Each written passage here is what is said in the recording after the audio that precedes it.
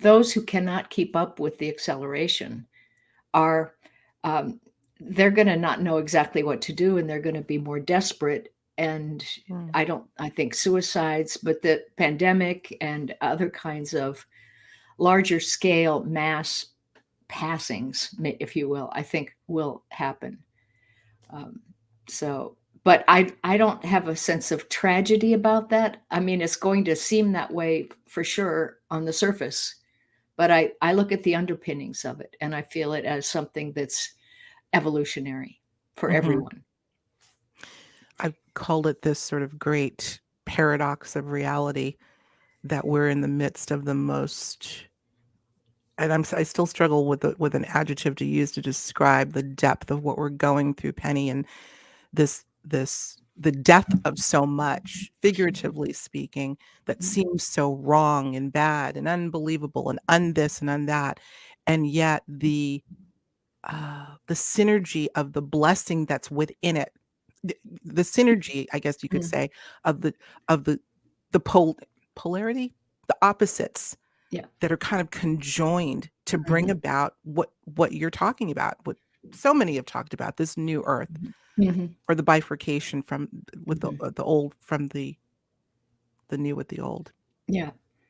It's mind Yeah. twisting. It's mind twisting, really. Well, it's hard to understand. You have to go into the energy world and understand the non-physical reality in order to understand what actually is happening at the core, because on the surface it just looks awful.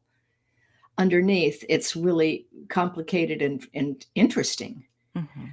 The inner blueprint of the planet is shifting, and so I think, the planet will continue to accelerate, and global warming is part of that. It's a higher frequency in some ways.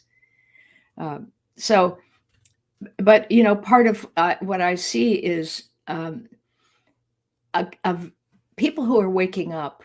Not only are aware of time being so fast, but also they seem to be going through this really intensification of decluttering, I would call it, Mhm. of clearing the clutter, both in their houses, and people seem to be going through a lot of type A experiences, which would be, deaths in the family, Mm. divorces, getting new jobs, moving across country, buying new houses, having to get rid of possessions, sort through their mother who passed and all her possessions and clean out her house, and go through all the memories that were associated with that. And so it's a letting go of attachments, and it's also a letting go of identity, which is part of the ego death thing.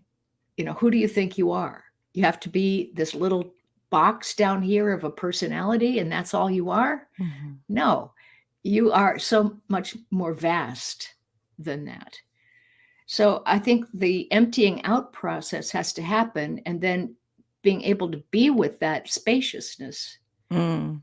in order for us to see that, oh gosh, there's a lot more to me. Or the imaginal realm is so huge, I can pick anything I want, and create realities.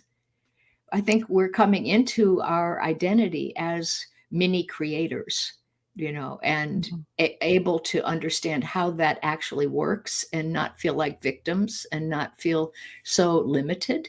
Mhm. And a lot of people are going there, or they are wrestling and struggling with the old ideas that say it's impossible. Right. Well, this brings me to this is a very interesting that you're bringing up, Penny, because I'm getting the sense that where you're getting this from is people are feeling this need to rid themselves of possessions, if you Mhm. will, wanting to clean house, Right. both figuratively and literally, for a number of reasons. And this brings me to the question of, intuitively speaking, do you feel that those intuitive hits to take those steps are happening now more than ever? Is intuition accelerating in people, even if they're not consciously aware of it, to make Yeah. these decisions? What's Right. happening with that? Yes, it is, but partly because I think that when the sensitivity of the body goes up because the frequency is rising, you start to feel more. You become aware of what I've always called energy information.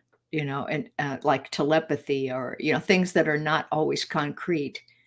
And that kind of hypersensitivity allows us to become more empathic, and also